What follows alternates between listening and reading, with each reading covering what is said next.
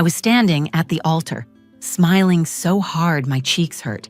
The priest had just asked us to face each other and hold hands.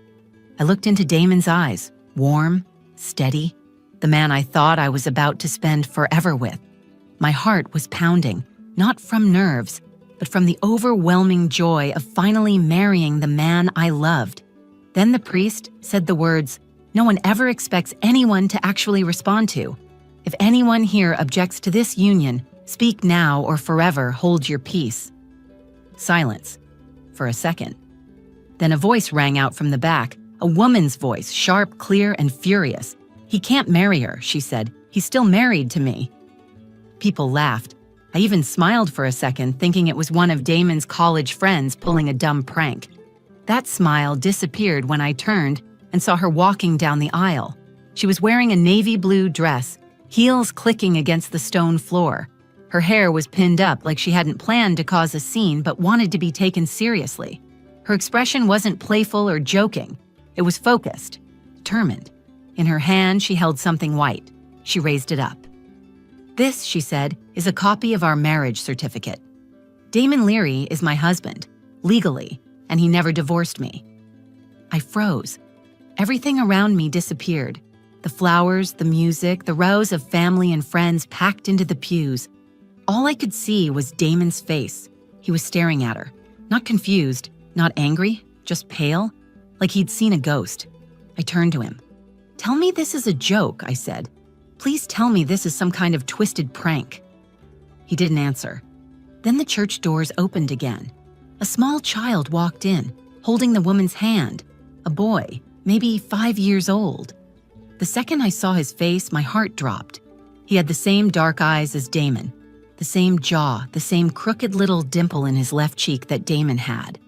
And I knew before anyone said a word. This wasn't just a mistake. This wasn't a prank.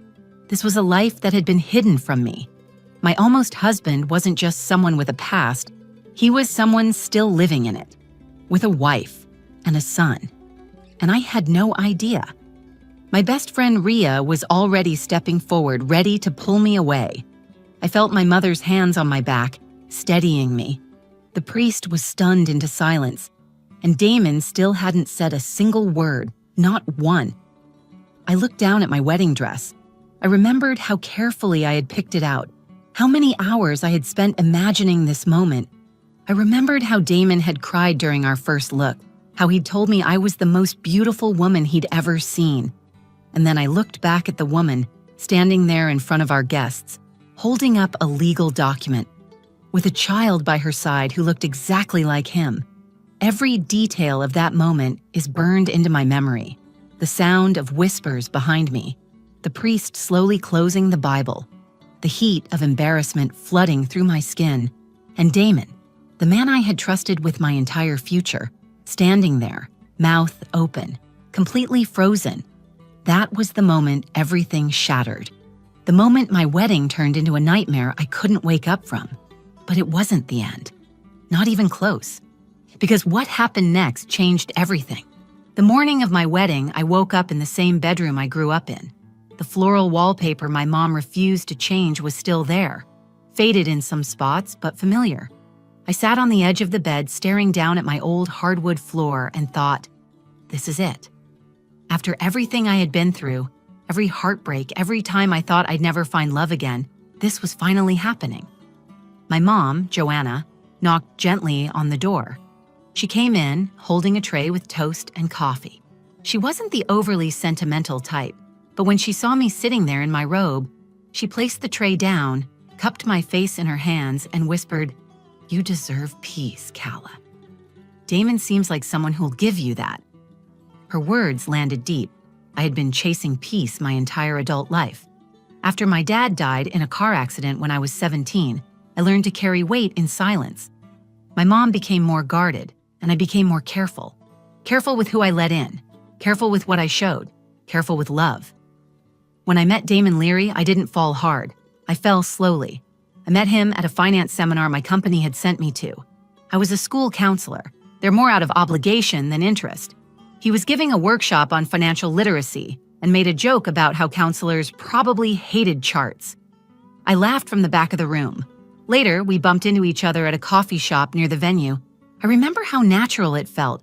No performance, no games, just a man who looked me in the eyes and asked questions that made me feel seen. Over the next year, Damon and I became something steady. He called when he said he would. He showed up. He remembered little things, like how I always wore 2 rings on my right hand and liked my pancakes a little burnt. He came to family dinners, helped my mom fix the leaky faucet in the laundry room, and even taught my teenage cousin Taryn how to drive. My family liked him, most of them anyway. My best friend Rhea wasn't as convinced. She's the kind of friend who has no filter and no patience for fake smiles. She was polite, but early on she told me, "There's something about Damon that feels too polished, too clean, like he's always performing." I brushed it off. Rhea had always been overprotective, especially since I'd had my heart broken before. She saw me through a 2-year relationship that ended when I caught my ex messaging someone else while I was home with the flu.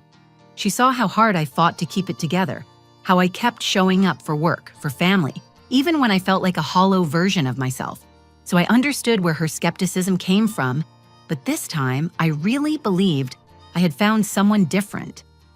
Damon proposed to me at the lake where my dad used to take me fishing.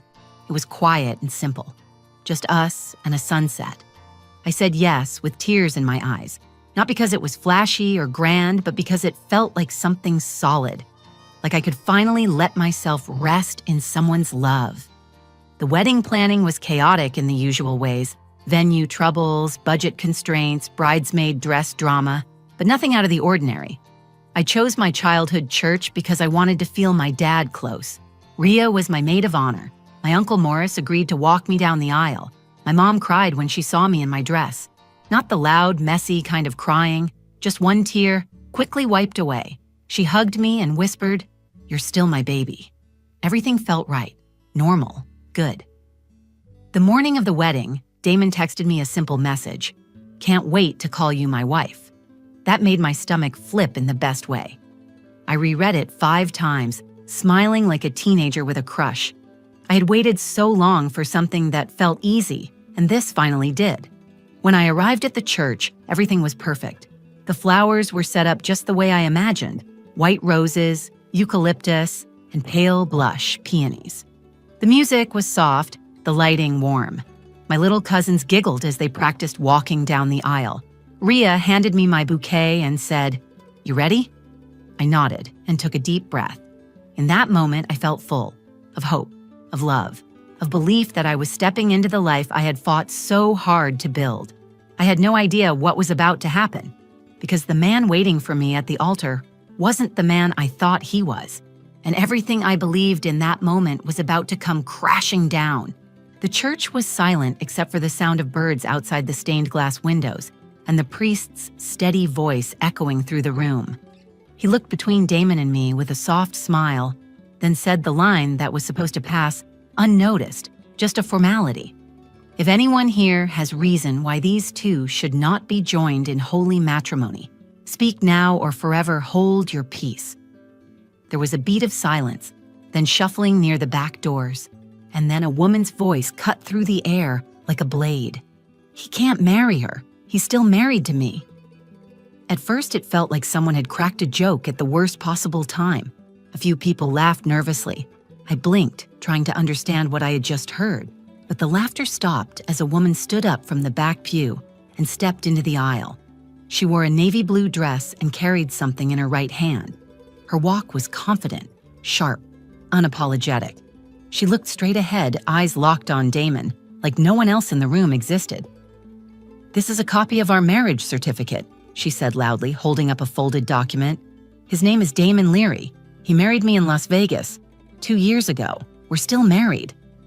The room shifted. People turned in their seats. Someone gasped. I stared at her, then turned to Damon, waiting for him to say something, anything. But he just stood there, shoulders rigid, jaw clenched, eyes wide. I stepped back and said, "Damon, what is she talking about?"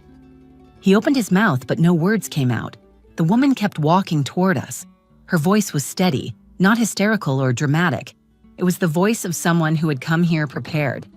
"I didn't want to do this in public," she said. But you left me no choice. I sent letters, I called, you blocked me. By now, the guests were no longer confused. Whispers swept through the crowd like wind through dry leaves. My mother stood up from her seat, her hand covering her mouth. Ria stepped onto the altar beside me and grabbed my hand tightly. I looked at the woman again. "Who are you?" I asked, my voice shaking. "My name is Mira Calderon. I am Damon Leary's legal wife." I stared at her, then at Damon. "Is this true?" I asked him. "Are you married to her?" He looked at me, and for the first time since I met him, his face showed nothing. Not love, not remorse, just fear. Before he could answer, the back doors of the church opened again. A child stepped inside holding Mira's hand. A boy, maybe 5 years old, small, dressed in khakis and a little button-down shirt. He looked up, scanning the room, and I heard someone whisper behind me, "He looks just like Damon," and he did. The boy had Damon's dark curls, the same almond-shaped eyes, the same dimple in his left cheek that appeared when he smiled. But he wasn't smiling. He looked confused, maybe a little scared, but he clung to Mira's hand and stood quietly beside her. Mira looked at me. "This is Ezrin. He's Damon's son. He was born 6 weeks after Damon disappeared." My knees nearly buckled. I leaned into Ria, who tightened her grip. "You had a son," I said to Damon, barely able to push the words out. "You have a wife, and you were going to marry me?" Damon tried to step forward. "Calla, I can explain." "Explain?" I said. "You lied to me for 2 years. You asked me to marry you, knowing you had a family, knowing this would all blow up in front of my family, in front of my friends, in front of God." He looked around the room as if hoping someone would come to his defense. But no one moved. His own groomsmen looked away. "You told me you were single," I said. "You met my mom. You sat at my kitchen table and talked about building a life together. Were you just hoping I'd never find out? That she'd never show up?" Mira's voice was steady but tired. "I didn't come here to destroy your day, Calla. I came to stop him from destroying yours the way he did mine. I had no idea he was planning to marry someone else until last week. Someone sent me a photo of your engagement announcement. I didn't believe it, but I came here to find out for myself." My chest burned, not from rage, but from betrayal. I had opened myself to this man. I had believed in him. I had trusted every word he said, every look, every future he painted for us. And now I was standing in a church full of people in a white dress I had dreamed about since I was a little girl, watching that dream collapse at my feet. All I could think was, what else was a lie? I couldn't hear anything anymore, not the whispers, not the awkward shuffling in the pews, not even the priest as he slowly stepped back from the altar, his book still open, his eyes darting between us like he was trying to disappear. I was locked in a moment I didn't ask for, staring at a man I no longer recognized. And beside him stood a woman with a torn marriage certificate in her hand and a little boy whose face had just shattered the life I had built in my mind. I pulled my hand from Ria's and turned to Damon. My voice was low but sharp. "We're not doing this up here. Not like this. We need to talk, all of us." I didn't wait for permission. I didn't care who saw. I stepped off the altar, walked down the side aisle, and led them into the small chapel room behind the sanctuary. Ria followed close behind, and my mother came too, her face tight with fury. I closed the door behind us. The air in the room was stiff, heavy with the weight of everything no one had said yet. I stood in the middle, facing them all, Damon on one side, Mira and the boy on the other. "Talk," I said, looking directly at Damon. "I'm giving you one chance to tell the truth, all of it, because right now I don't know who you are." He ran his hand down his face, his eyes red and tired. He looked like a man who had finally run out of lies. "I married Mira in Vegas during a wild weekend. It wasn't planned. We were drinking, we were stupid, and we just did it." Mira cut in. "It wasn't just a party hookup. We were together for a year, Damon. You lived with me. You told me you loved me. You helped paint Ezrin's room." He glanced at her, then looked back at me. Things got complicated. She got pregnant. I panicked. I didn't want to be trapped in something that didn't feel right. I told her I needed space, and then I just left. I moved states. I changed jobs. I didn't think she'd follow me. Follow you, I said. She's your wife. That's your child. You think this is some old mistake you could outrun? I didn't love her the way I love you, he said quietly. With you, it was real. You made me better. I thought if I could just get through the wedding and then fix things afterward, get a divorce, figure out visitation, I could start clean with you. I laughed, not because anything was funny, but because the sheer audacity of his explanation made my skin crawl. You were going to marry me while still married to someone else.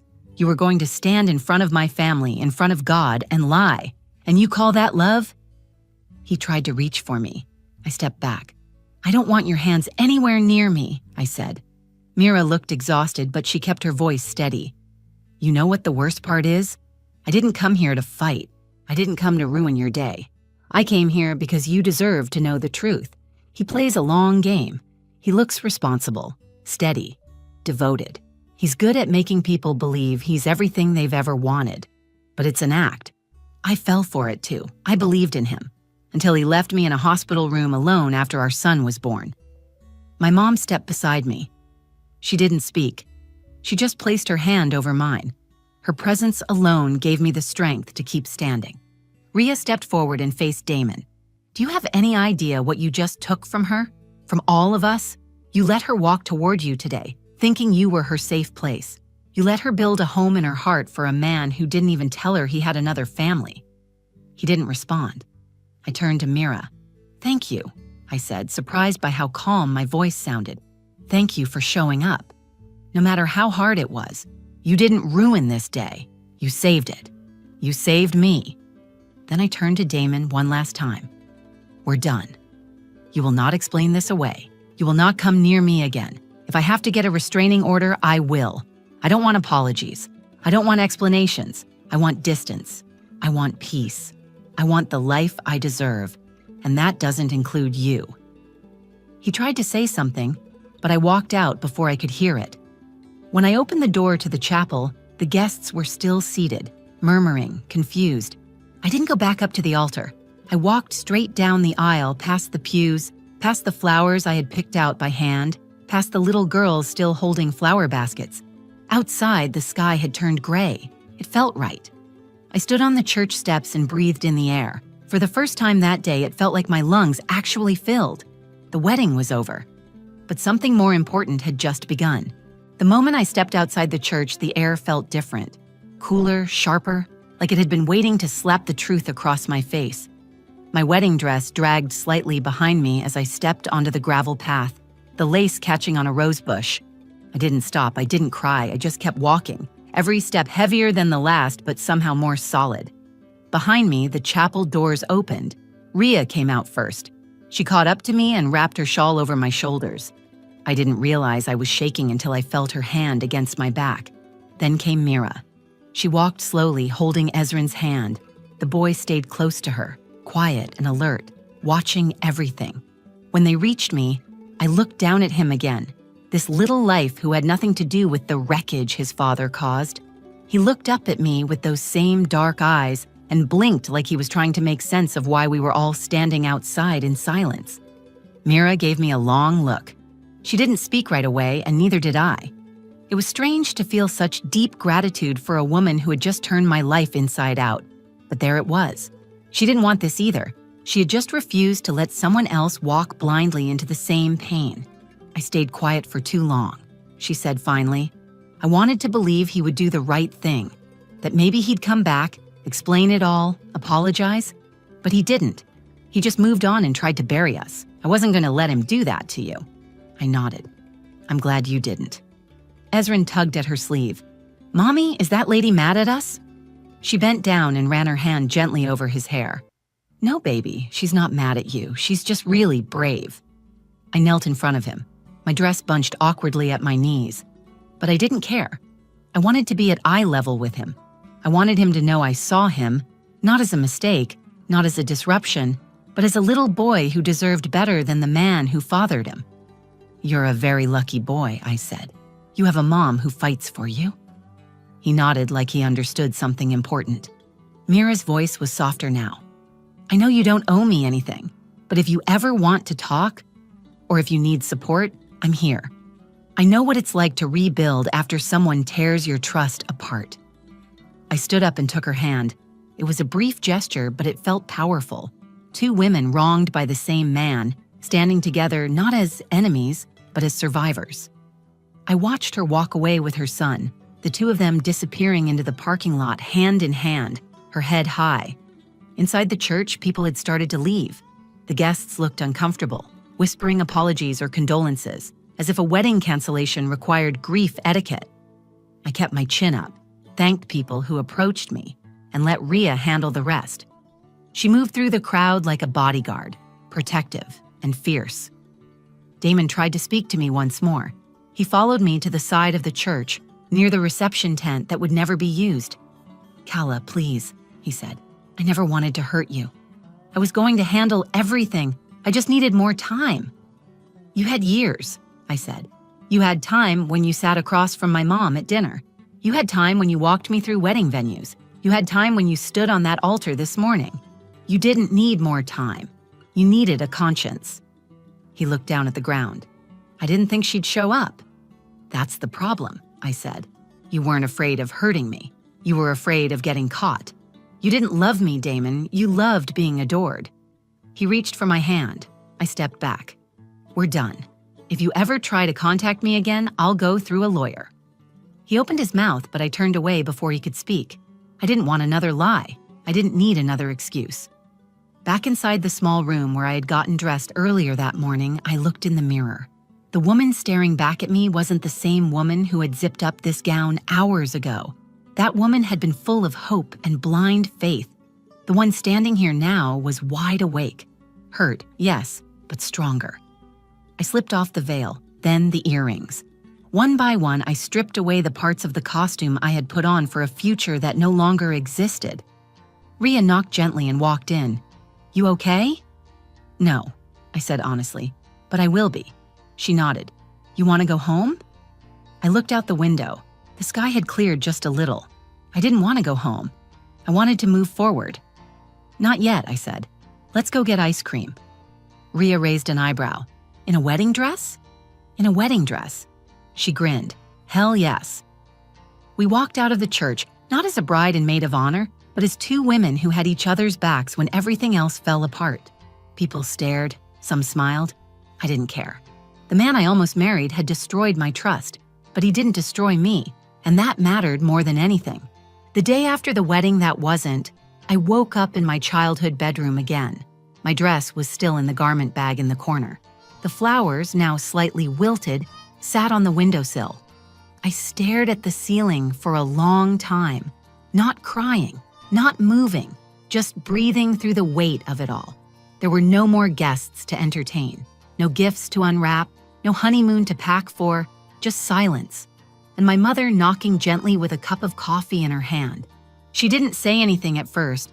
She just sat beside me on the bed, placed the coffee on the nightstand, and took my hand. Her grip was firm, like she was trying to pass her strength directly into me. It worked. I didn't break. "You did the right thing," she said quietly. "Walking away took more strength than most people have." I nodded. I didn't feel strong, but I believed her. That week, I didn't go back to work. I didn't check my phone. Rhea turned away reporters, blocked unknown numbers, and filtered through the flood of messages that poured in. I only read the ones that mattered. My cousin Taryn telling me he was proud of me, a letter from Mira thanking me for listening instead of lashing out, and a note from one of my students that simply said, "Miss Miles, I hope you're okay. You always tell me that storms pass." I thought about that message every time the ache in my chest flared up. Every time I caught myself looking at old pictures, wondering when Damon's mask had started to slip and how I had missed it. Grief wasn't just about the loss of him, it was about the loss of the life I thought I was walking into. I had to mourn the future I had imagined, the one with a shared mortgage, slow Sunday mornings, and maybe a baby of our own one day. That fantasy died in a church aisle, and I had to bury it without ceremony. But something unexpected happened in the weeks that followed. The silence stopped feeling heavy. It started to feel like space, space to think, space to breathe, space to hear my own voice again. I went back to work, slowly at first, I sat with students who were struggling, who felt lost in their own heartbreaks, and I realized I understood them better now. My pain didn't make me bitter. It made me sharper, more empathetic, more grounded in what mattered. One afternoon, I stood outside the school watching the kids run to their buses. A coworker asked how I was doing. I smiled and said, "I'm not okay every day, but I'm getting there." And that felt true. Damon tried to reach out twice. Once through a voicemail I didn't listen to, and once through a letter I gave to my attorney unopened. There was nothing left to say. Closure doesn't come from the person who hurt you. It comes from the decision to no longer let their actions define your peace. As for Mira, we stayed in touch. We weren't best friends, but we were bonded by survival. I met Ezrin again a few months later. He ran into the room holding a drawing of a rocket ship. He gave it to me without hesitation. On the back, he had written his name and 2 stick figures holding hands. It made me cry, but not in the way I expected. It reminded me that good still exists, even in the wreckage. Ria and I eventually took that trip we were supposed to take for my bachelorette weekend. We went to Maine, rented a cabin by the coast, and stayed up late drinking wine and talking about what it meant to start over. "Do you think you'll ever fall in love again?" she asked one night. "I don't know," I said. "But I know I'll never fall for a lie again, and that's a start." The truth is, what Damon did broke something in me. But what I chose to do after that built something stronger. I used to think love was about devotion, about choosing someone and building a life around them no matter what. Now I know love starts with choosing yourself. It starts with listening to the small voice inside that says, "This doesn't feel right," and then being brave enough to act on it. I didn't get married that day, but I got clarity.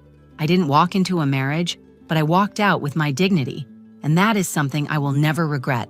So when people ask me what happened, I don't say my wedding was ruined, I say it was redirected, because I didn't lose the love of my life that day. I found it in myself. Thank you for listening to my story. If it made you feel something, if it reminded you of your own strength, or helped you see red flags a little clearer, then I'm glad I shared it. Not every story has a fairy tale ending, but sometimes the most powerful endings are the ones where we choose ourselves. If you connected with this, please like the video, share it with someone who might need to hear it, and leave a comment below. I'd love to know your thoughts or hear your story. And if you want more real stories about resilience, truth, and learning the hard way, subscribe to the channel and hit the notification bell so you never miss one. Your voice matters here. Thanks for being part of this space.